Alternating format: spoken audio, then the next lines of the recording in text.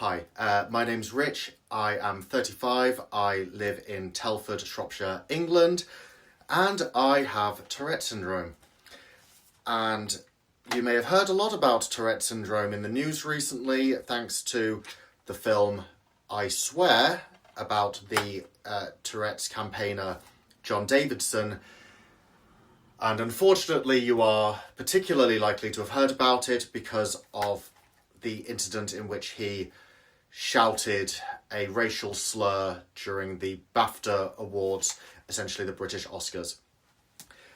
This video is not about that event. I may consider, if this works out well, I might do a video about that event and all of the reaction to it, all of the fallout, the ongoing investigation. I think that's going to actually be quite a long-lasting news story because the BBC have a lot to answer for and a lot of people are angry. But just to be clear, I'm now not going to refer to that event from this point on, but I may be interested in making some educational video about that in future if people enjoy this first thing that I'm going to do, which is I'm about to watch I Swear, a title I don't really care for, but try not to judge it too much by the cover. I'm going to watch this film for the first time. I first became aware of I Swear when I went to see the Naked Gun movie in cinemas, which was great, by the way. And I was just sitting watching the trailers, and the trailer came up for a film that the first 30 seconds or so of the trailer are just like, it's just a boy going about his life. And then they just start doing like cuts of him doing vulgar tics that kind of ramp up, and they show like clips of him with his family, and it kind of just shows like some really emotional bits of the film. There's a few little funny moments where he says spunk for milk and everyone's like, hashtag spunk for milk, brilliant. And then the title comes up, I Swear. Obviously me having Tourette's and not knowing that that trailer was going to be put in front of me in a cinema that was screening a silly comedy movie to an audience that also didn't know that they were going to be seeing a trailer for a heavy drama about Tourette syndrome. People laughed in places that I wish they hadn't. They started making comments I wish they hadn't. I have seen that trailer about 5 times in front of other films, and every time some smartass in the audience has made some kind of like, oh, I have Tourette's, fuck yeah, you might have Tourette's, you swear all the time, just making the exact kind of comments that have always pissed me off about Tourette's. And I have just sat there and said nothing, bitten my tongue. I got really tired of seeing that trailer. It got to the point where as soon as I saw that trailer start, I would just be like, right, looking at my phone, I'm looking down, I don't want to listen to anyone else, trying to ignore it. And one time after hearing a bunch of kids, I say kids, like sort of teenage lads, making jokes that frankly just sounded Eric Cartman-like to me about it. And I was like, when I was young and stupid, I would have done the same thing. I'm not going to judge them too harshly. But it confirms to me, like, that's not a film I want to watch around anyone else. So even though I could have seen it in the cinema, I chose not to. I thought, if I'm going to watch that film, I need to be able to watch it in my own space, at my own time, pause it if I have to, rewind it if I have to, go through whatever I need to go through, and not feel like I'm being watched. If I have any sort of involuntary tic-like responses to what I'm seeing, I can just go through those privately. And also, quite frankly, the trailer did not make me think that I was going to like this movie. It came off as quite maudlin. It came off as a bit like an empathy machine for an experience I already understand from my own day-to-day life. I thought, when it doesn't matter how good a film is, if it's based on a subject that you know a lot about, or it's an adaptation of something you know about, if it's about somebody that you're very knowledgeable about, and they get anything wrong, you take that personally. And I thought that's just going to be such a problem for me, not being able to judge this fairly. And so I've held off on watching it. This film is going to be coming out on streaming sometime in March on Netflix here in the UK, where I'm sure a lot more people are going to want to watch it, especially after it did very well at the BAFTA Awards, apart from that one thing. But the film did well apart from that one incident. And I believe it's coming out in America later in the spring, around April, May time. So there are relatively few reviews online. I looked up on YouTube and didn't see any reviews in video form from people with Tourette's. And I was like, okay, guess I've got to do it. So this is going to be a very unfiltered review. I'm going to try and be very honest. I'm going to come at it from the position of a film fan, but also someone who has a version of Tourette's that is very different from John's Tourette's. I have many motor tics. I have quite a few vocal tics that are non-verbal. I do not have regular coprolalia. That is, I sometimes take on like a stronger degree of tics involving coprolalia, echolalia. If I'm under a lot of stress, if I'm really drunk, which I try not to be these days, I've pretty much quit drinking because of this reason. I am not someone who is at risk of making as loud of an inappropriate comment as John was unfortunately exposed doing the other day at the BAFTAs. But I still, when that happened, I felt just very anxious for the next several days, because that's the nightmare. And I know he's had a very challenging life. The documentary about him called I'm Not Mad, I think came out when he was 18 years old, the year before I was born. So I very much, like, by the time I learned I had Tourette's, I had the benefit of the work that people like John have done to educate, and still there was so much ignorance. People are generally really open to learning from me, but they don't know going in, and when a very contentious, awful event, like the worst possible thing happens, like the other day, that ignorance becomes magnified. And so I am not going to be really looking at this film as much as, is it an educational tool for me? But I will be trying to give it its fair shake of, will this film help other people? Will it help parents of kids with Tourette's? Will it help kids who have not seen themselves represented as much? This isn't the first film about Tourette's, but it's one of the first sort of biographical films that is specifically about a major Tourette's activist. And so I want to give it its fair shake, even if I have reservations. To try and structure my review later, so I'm not just talking for 2 hours, as I am wont to do, I have written myself 8 questions that are going to be the ones I'm looking to answer when I come back to later to give my results. First question is, will I learn anything from this film that I didn't already know about Tourette syndrome?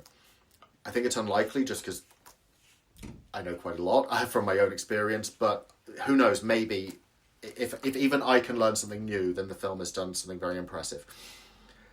Second question is, do the explanations and depictions of Tourette's in this film ring true to me? I know that they worked with John extensively. The actor Robert Aramayo apparently lived with him for 3 months. He spoke to a lot of other people about their experience. I know the script was researched and taken with a lot of care. I know there's been Tourette charities involved and they've signed off on it.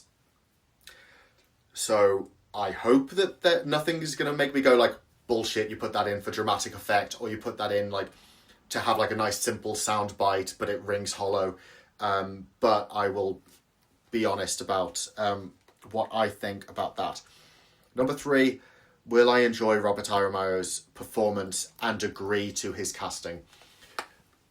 Preemptively, the fact that not only did they not hire someone with Tourette syndrome to play this role, but apparently there were no auditions held at all or any attempt to find anybody to play the role of John Davidson who has any form of Tourette syndrome.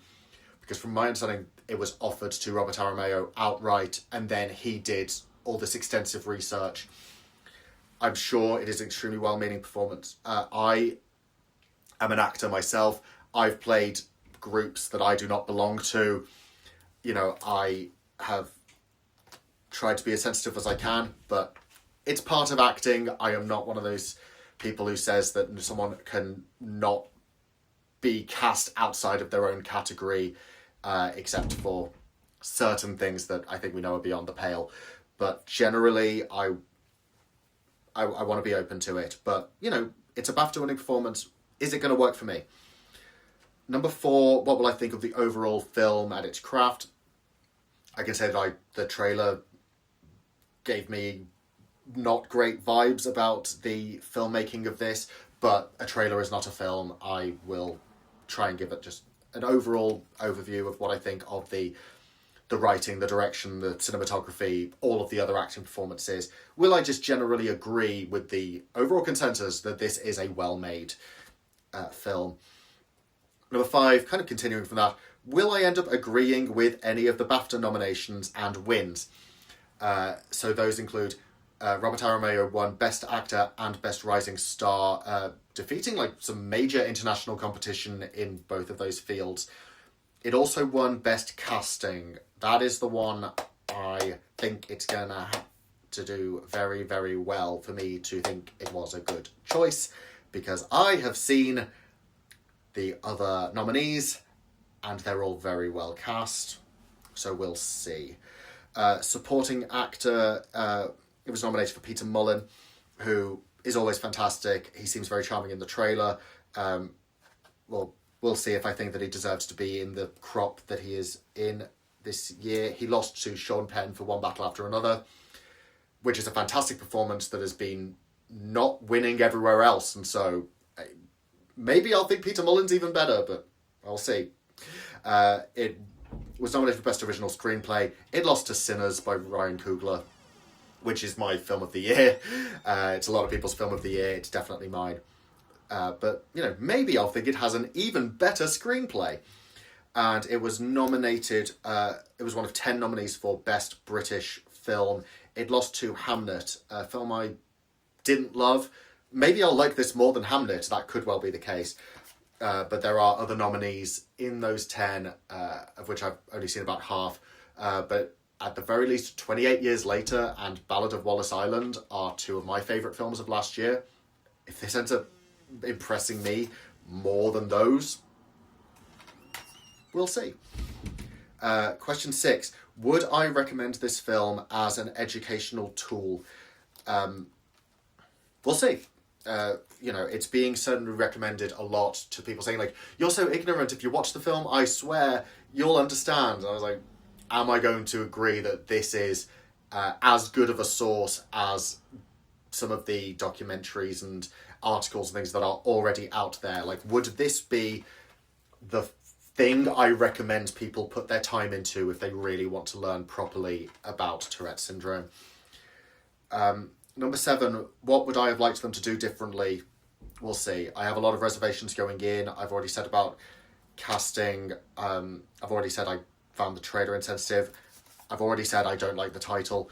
So we'll see how many things are able to win me over, and if there's anything that I come out glaringly going like, if they'd done this, I think it would have been an even better experience for casual audiences and for me as someone who ideally is supposed to be represented by this product. And so the last question that I've written is, will I be glad this film exists? There's only one way to find out. So I will be back in a couple of hours with part 2 of this video. Hello again, long time no see. So I've just watched I Swear, I just finished a few minutes ago, and I took about 4 pages worth of notes, but I'm still going to mostly answer the 8 questions I asked before, because otherwise I could just verbal diarrhea for the next 2 hours, and I have work in the morning, so I'm not going to do that. Before I get into that, broadly speaking, did I like it? Yes, it's good. Like, I would give it a solid, like, B grade, 7 out of 10 if you need that kind of grading system. It has a lot of the hallmarks of the sad, weepy, inspirational disability movie, of which there are many. It's reminiscent of, for example, the film with Jake Gyllenhaal, I believe, Stronger, about the guy who lost his, I believe lost the bottom half of his legs in the Boston Marathon bombing. That was a lovely, very powerful film that I haven't thought about in 10 years. There's The Theory of Everything, the movie about Stephen Hawking, all these biopics where the main crux is that you show like the early stages of their illness, and then it kind of fast forwards through various highlights of the rest of their life. It's a biopic, it even has the Walk Hard style beginning, where he's just about to receive his MBE from the Queen at the very start, and John Davidson needs to think about his whole life before he meets the Queen. It has the Walk Hard formula, nowhere near to the degree of most biopics. It is, for most part, quite restrained, but you still have those contrivances, those truncated timelines, things that definitely didn't play out as cleanly as they do. It's a movie, it's not a documentary, and we have documentary footage of some of the moments in this, and when they play out on film, they feel a lot less authentic than they do when it's the real thing. We're still seeing an actor doing an impression of tics that were scripted and rehearsed, and maybe I don't know much about how this was filmed, as far as whether they said, okay, Robert, let's try a few takes where you try different things and then we'll pick in the edit. Just the fact that it is scripted and edited and rehearsed and filmed is already automatically going to struggle to be an authentic Tourette's experience. And a version of this where they found some young actor with Tourette's who could have played it, it may have been a more chaotic film production-wise, but there would have been a bit more authenticity to that, and I think that would have been, I don't know, we don't live in that world. The timeline where they found an actor with Tourette's instead of Robert Aramayo, it might not have been better. It might have been a much messier product. It may have not ever be feasible to produce that, but I don't know. I'd have been interested to see it more so than I was to see this before going in, but I did think it was good, and I think most people watching it would enjoy it more than I did because they don't have the personal baggage coming in. So, the questions. Number 1, did I learn anything from this film I didn't already know? Not really. It's definitely the fact that most of this film takes place in 1996, so I've got 30 years on those scenes. I do not expect, I didn't expect that they were going to be able to realistically show anyone knowing anything that I don't know. That's John's a full generation older than me. And, you know, I've certainly done enough, you know, research and watched interviews and read articles from people who are older than me. So the ignorance and the gaps in legal definitions and the lack of medical information that was widely available back then, as sad as it is, it didn't really tell me anything. The one thing that I just haven't personally had any exposure to so far is at the very end of the film, John is shown taking part in a trial for what is called the New Pulse device, developed by the University of Nottingham. I haven't taken part in any studies like that, so anything about that was new information to me. But as far as like what it is like to live with Tourette's, yep, it sure did repeat what I know, but it also, this is kind of question 2, which is, do the explanations and depictions ring true to me? There was no one line of dialogue or one moment in this whole film, I am very pleased to say, that felt like bullshit to me. There were times where I would say this is part of the problem with it being a film that has to come under 2 hours and has like a very clear mission and a very clear point of view, is that it does kind of go from one scene to another where it's just building the tension of he's in a good mood, but this scene wouldn't be in the movie if something wasn't going to go wrong.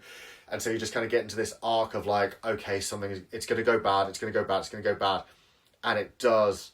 And for me, that it got tiresome very quickly, because I wouldn't say that I was like feeling the empathy I think they were going for in those scenes. I just kind of saw it in a more, I could see the filmmaker logic more so than I could see what you would see in like a documentary where they're genuinely just following around and they don't know what's going to happen. It's so prepared and so tightly scripted. This is a very competent screenplay.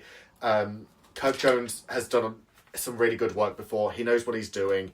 This film is very safe and accessible in its structure. And so, yeah, I did kind of find some of the scenes especially in the middle section, a little repetitive in terms of the arc of them, but then Tourette's is like that, you know, a lot of, you know, you go into an interaction not knowing you don't know what's going to happen. And I think the fact that they weren't able to kind of get, the camera never feels like it's in Robert's head, it's always on the outside. I think that if I was holding the camera as someone with Tourette's myself, I would maybe try and reflect that a little bit, but then it would not have the same, you would lose the biopic inspirational structure and it would just be a lot more sort of stressful and chaotic. So it would give me what I want, but I think it would be a lot less satisfying for an outside audience. But I think this was it was tasteful, it was sensitive. I'm very relieved to be able to say that, because it could have gone very, very differently. And I think everyone involved did a really good job of being fair and being true to how these things go. I'm being very careful about spoiling specific scenes and moments, because I do think this is a film that the less you know going in, the more you're likely to get out of the drama of it. For me, things played out predictably, because I just think I went in a bit too aware for it to really play out. But I know this film has really emotionally affected a lot of people, and I want everyone to at least have the opportunity to enjoy it in the same way. So I'm going to be very careful with plot spoilers. Number 3 was, will I enjoy Robert Arameo's performance? I still, as I've said, am very curious of what casting could have been. This guy's a good actor. He seems like a really decent guy. He clearly does his research. It is a very kind and empathetic performance. John is written almost saintly, apart from his tics, in a way that the subject is the executive producer. I don't know if this guy's ever made a genuine mistake in his life, according to this movie. So, in a way, I thought that Robert was just kind of having to do the impression and having to do, like, you know what, I'm not even comfortable doing what he does in this movie on camera. I was about to be like, and now I'm going to do an impression of John, and I don't feel comfortable doing that on camera. That says a lot about, like, how I would feel about impersonating someone else's tics as a fellow Tourette haver versus how he, as an actor who was hired for the job, would do it. I don't know. That's not like an ethical judgment on him at all. I do think he did as good of a job as anyone could reasonably expect to do, both sort of in the preparation for the film and in the performance itself. But, at the end of the day, he doesn't have Tourette's. He was still coming at this from an outsider, learning all he can, but when he went home, he could turn it off. And I wonder what it would be like if you had someone who couldn't. And that the filmmakers had to accommodate someone with Tourette's more so in that role. Who knows? But he hits his marks really well, he hits his lines really well, and he does what he does do, I think, very well, and that I have less of an issue with, is he does a good job of, like, after the tic moment is done, which is, the obligatory tic moment, he does the reaction and the, like, trying to make it right. Like, that all comes off adequately spontaneously. It didn't come off as rehearsed as I would kind of expect it to. He breathed a lot of life into this performance. He's a very good actor. I will want to see him in other things. And that is, probably the best thing you can say about any actor who is, the BAFTA Rising Star Award winner. I will get to the BAFTAs in a minute. When I think of the overall film craft, filmmaking, as I said, I think this is a very competent script. I think it's very risk-averse. Unless you're, like, really offended by the word cunt, like, this is a very watchable movie. I do think they pull some punches. I don't want to say too much, there is a line that refers to that John has said racial slurs. There are none in the movie, and that's already aged pretty poorly because we know that very much can happen. There are at least 2 scenes that I can think of in which John encounters a black person, and I was kind of like, is it gonna happen? And that it doesn't. Like, he has other tics in those scenes, so they, like I say, they refer to it. That's the one thing where it's like, they pulled the punch, because this film has a 15 rating, and it surely has the most C-bombs any 15 rated film ever has. But that was the one bit where I was like, would that have ticked it over to an 18 if they'd had more like slurs as opposed to just like swear words? And so I thought they were pulling punches there in the script. I mean, the structure was very... It felt like it definitely had a bit of ending fatigue, where it seems like it's going to a natural ending, and then there's another ending, and then there's another one, and there's another one, where it gets right up to the modern day. And I was like, I know all those scenes do need to be there, but, you know, it's appropriate that this guy has Lord of the Rings connections, because I think he brought their inability to end before it outstays its welcome from that set. He wasn't in those Peter Jackson movies. That's a terrible joke. I should cut that out. I said I wasn't going to cut anything out. I said I was going to be unfiltered, and I just made a really shit joke, and I'm just going to keep it in. I'm going to pause, though, just because my camera might time out. So this isn't me self-censoring. This is like, I'll be right back. In terms of... I did try and like make notes of any scenes that I found were filmed interestingly, because generally British films rarely have interesting or experimental cinematography. We're really... We keep a very safe distance. It's always that very kind of like washed out colour palette. You know, you don't see a lot of visual style in these British films. They're very dialogue driven, very actor driven. And usually don't have a lot to of experimentation in them. There are exceptions. I love Rye Lane, for example. That was a good recent example. But generally, when you see a British film, you expect it to be quite lower C conservative with its filming style. And I thought this was very similar.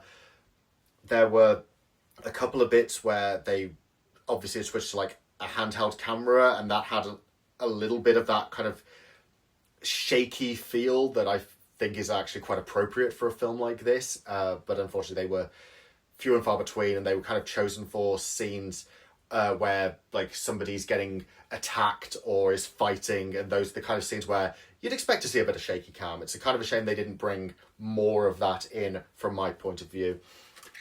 The soundtrack, pretty generic, I've got to be honest. They're all songs that you've heard many times. How do you know it's 1983? Because they play Blue Monday. How do you know that it's 1996? Because they play Moving On Up. Like all of, the... they play All Right by Supergrass. Like, you've heard these songs in movies before. And this, I don't want to say what song they play over the credits, but this film is definitely expecting you to cry at the end, and the song they choose is very appropriate if you're crying. I wasn't, so I had a bit of a reaction to when I heard what they were playing in the credits. Music, like score, there's really nothing to speak of. The supporting acting performances, these are really good actors. Maxine Peake is fantastic. She plays Dottie, who is kind of his adoptive mother, who is she's a mental health nurse, and so she is one of the first people he meets in his life who is kind of prepared to deal with him. She's based on a real person who I've seen in documentaries before. Maxine Peake is wonderful. Like, she's just a really very, very likeable actress. She does a very good job in the role. I will add here, I know fuck all about Scottish accents. I do not know if the accents in this movie from non-Scots were any good. Somebody tell me if they have opinions on that subject. To me, they all sounded about as Scottish as any other Scottish person I have ever heard. But to me, Shrek sounds authentic, so what do I know? Let's see.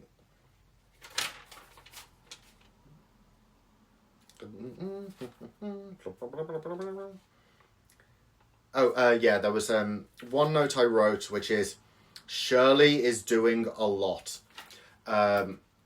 Shirley Henderson is a very good character actress. We've all seen her in many things. She's great. There is like a sort of a meekness and intensity to her that always overlap. I'm just going to very quickly check this is filming. Yeah, it's filming. Sorry, paranoia. I'm doing this completely on my own, guys. Shirley Henderson. I think that I don't know enough about John's real mother to know if this was an accurate performance, but she was one casting where it was kind of hard to look past every other Shirley Henderson performance I've seen. If you don't know who I'm talking about, she was Moaning Myrtle. She's in the Bridget Jones movies. Those are probably her most like high profile things. And she's got that kind of like squeaky voice. Like, she's a very like unique presence. She's a good actor, but her character is almost like unrealistically cold at times, and that could be entirely based on reality. Like, maybe they nailed it, I don't know. But her character came off a little archetypal to me. It's like they couldn't have chosen two contrasting mother figures more successfully. It's like one is an angel and one is just kind of heartless. Until I don't want to speak about the very end, but Shirley Henderson disappears for a lot of the movie, and then you see her again near the end. She has her arc that I'm sure is like accurate enough. Obviously it's going to be dramatized, but yeah, that was one performance that I just found distracting, really, just because of who they cast. Peter Mullen's great. He is in about 4 scenes of the movie. All of his highlights are in the trailer. I was expecting to see a lot more of him, but he is wonderful. And they gave his scenes a lot more time to breathe than some of the others, where they'll just kind of hang on a long shot, and he one of the things that's so warm about his character Tommy, who I have to believe is based entirely on a real person. I hope this isn't one of those cases where they've truncated or they've invented a character or they've combined several people into one. I hope this is a real situation. Please confirm one way or the other if you know. And he just kind of listens to the tick. He just kind of like no sells and just goes like, right, and moves on to the next thing. And I found that really it's very charming. He's a great actor. Like he's very good at like not giving a lot away, but you know he's very stern but warm, and I can see why he got that nomination for Best Supporting Actor despite a very low amount of screen time. Yeah, very likable character, very likable presence. Peter Mullen needs to be in everything. What can I say? He's in that Brendan Gleeson category of actors who just need to be in everything and are weirdly not in everything. What else do I have to say about the film? I think I've about covered it. It's not an innovative film. It's very straightforward as far as its production. The script is... It doesn't not feel like a Wikipedia entry. It's very perfunctory, but it does the job. It's centered around the character and the actor and just kind of getting you through the highlights of his life. And it does that fine, but I can see why, even though it got quite a few BAFTA nominations, none of them were in like the craft or cinematography, editing. Like it's not going for anything special there. Onto the BAFTA nominations. Would I agree with any of its noms and wins? Robert Aramayo, yes, I do agree to a nomination. I would not have voted for this performance, which is no shade on him at all. I think he's in a tough crowd, and I would have voted for Timothée Chalamet and Marty Supreme, who is probably going to win every other award. The Rising Star Award that Robert Aramayo won, I find it a little bit strange just because I don't know the criteria for the Rising Star Award. He's in his 30s and he's like in the Amazon Lord of the Rings show. Like, at what point do you say that this person is already quite well established? I don't know. They've given the Rising Star to a few people who I was like, they seem like they're already pretty far along in their career compared to people like Miles Caton, who are really just starting out. You know, they have like children up for those awards sometimes. So that's always a weird category. I don't resent that he won, it's fine, but I don't know. Again, I think I would have voted elsewhere, probably for Miles Caton. Casting, I'm sorry, bullshit. I have to call bullshit on this one. This over Marty Supreme or Sinners or One Battle After Another, which all have much more interesting ensemble casting all around. And like I say, they didn't even do an audition process for Robert Aramayo, so the casting director does not get any credit for casting him, in my opinion. No, that award, nonsense. You didn't need to give 3 different awards, all for getting Robert Aramayo to do an impression of John Day. No, absolutely not. Marty Supreme was robbed. It got 0 BAFTAs, and it definitely should have got at least one of those 2. Peter Mullen in for supporting actor, great, didn't deserve to win. Screenplay, fine nomination, I'm glad it didn't win. And British film, yes, it definitely deserves to be in that 10, but again, glad it didn't win. I liked that probably more than I liked Hamnet, but as I said before, Ballad of Wallace Island, 28 years later, I haven't seen things like Pillion yet, or Die My Love, but they've got to at least be more interesting. Next up, would I recommend this film as an educational tool? I would not recommend this more than documentaries that show people with Tourette's for real, but if you want a cozier, more sort of gentle approach that is done in a very entertaining way, it couldn't do any harm. I would not recommend this film for education. And I think if you show this to someone who's maybe a bit less old and jaded than me, who has Tourette's, maybe they'll really get something out of it, especially from seeing the early scenes of... by the way, I do want to shout out that actor, because I was really impressed by him. Scott Ellis Watson, I hope that's right, Scott Ellis Watson, who plays the younger version of John. He does a really, really good job for his age, and I was very impressed by him. Yeah, I think it couldn't do any harm, as I say. I think, yes, this is a worthwhile educational tool. And I wouldn't even say it needs that much in the way of trigger warnings, because it never escalates enough. It plays it a bit too safe for me to have ever really been rocked by it. What I was dreading with this film is that it would get really very, too intensely relatable. That didn't happen. This film keeps a bit too safe of a distance for that to happen to me. What would I have liked them to do differently? I've already said about I would have at least liked to have seen more of an option for casting.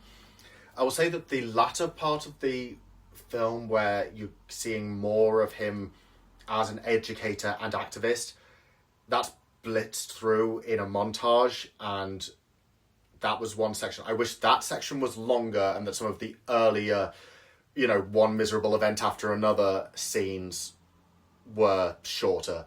I kind of wish that basically I would say that the last act of this film is the stuff that I found more useful, because I didn't need all of that context that other people are going to need. So that's something I would have potentially done differently. I would have tried to do something more with the cinematography. There's one thing they do with the music when the very first time that he starts ticking in front of his class, where they do I don't know, yeah, is it one chord of the music that gets gradually louder and louder and louder, and it becomes a deafening tone. I'd say that's an accurate enough reflection of what it's like to try and hold your tics in. It's a cliche, but I'm not surprised that they chose to use that sort of sound effect in that one scene. And then they didn't really do anything else like that, except one scene where it gets very muffled because there's an act of violence happening against John. And again, those are cliches at this point. We've seen that device used in plenty of films before. So yeah, I think a bit more of a bolder sort of cinematography and editing style to maybe try and reflect what tics feel like and not just what they look like. I don't know, I would have liked to see it, but I am not the target audience for the film they made, quite frankly. And the last question before I leave you all alone: am I glad this film exists? Yeah, yes. I admit defeat. It worked well enough. I think it is going to do more good than harm. I do think that it's always risky with Tourette's, is that whenever you remind ignorant people that Tourette's exists, they will go to the mockery and the jokes. I hope that there aren't kids running around saying spunk for milk in a way that is upsetting to kids with Tourette's. I say that knowing full, there's no way that's not happening. Unfortunately, I know that some kids are going to watch this just because it's a way that they can watch a film that has loads of swearing in it, and want to copy it. I think that you always attract a certain amount of playful mockery but then that comes with the territory of representing Tourette's. Every time there's a documentary, you'll get a whole new load of people who think that they're being harmless by mimicking it. And so I know that there's always that going to be set off. Unfortunately, if this film didn't exist, then the incident at the BAFTAs wouldn't have happened, but that's a whole other video subject that I might make at some point when there's more when there's more known and when I've been able to research it. That would be a much more edited video, not this off the cuff thing that I'm doing here. I had like the sub question was, will I ever want to watch this again? Probably not. I think once is enough. But I think I am going to, if anyone asks me like, is it worth a watch? I'll say, yes, you should give it a try. There are much worse ways to spend 2 hours. I certainly think that my mum is going to like it, because I think it's going to be more useful to someone like her, a family member of someone with Tourette, than it is for me who just knows these things instinctively. And, you know, anyone who asks me going forward, I think that I will say it's good. I do my top 30 films list every year. Like, I'll be posting that on my Facebook in a couple of weeks. This might make it into like the top 30-ish, maybe. We'll see. I'll have to think. I'll sleep on it. It's not a masterpiece. It's not top 10 film of the year. As a piece of filmmaking, this didn't do a lot for me. As a showcase for Robert Aramayo, it made me want to see him do other things, but I don't think this is a performance I'll be revisiting.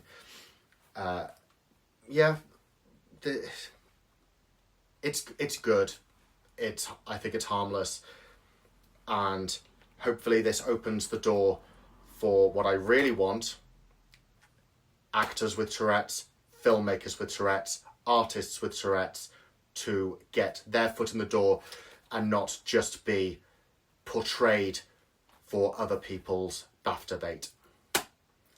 We've already learned from bitter experience recently that bringing the real thing into that film space has its risks, and things can go very wrong.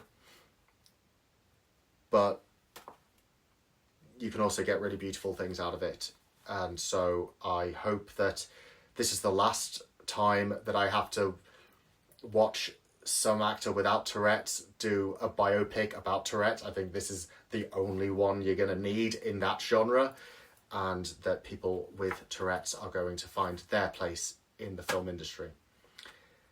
So thanks for listening. If you've listened to this, I have no idea what the appeal of this video is, but if you got anything out of this, then let me know if there's any other subjects you'd like me to cover about Tourette's in media, if you want me to review other films, if you want me to try and, I would be very open to, if people wanted me to do any like Zoom calls or podcasts or anything about the subject, I am always very open to that. Support Tourette's charities. I hope that if you saw this film and it made you want to be a force for good in the Tourette's world, then I'll have to admit it was worth it. So, thank you. And no,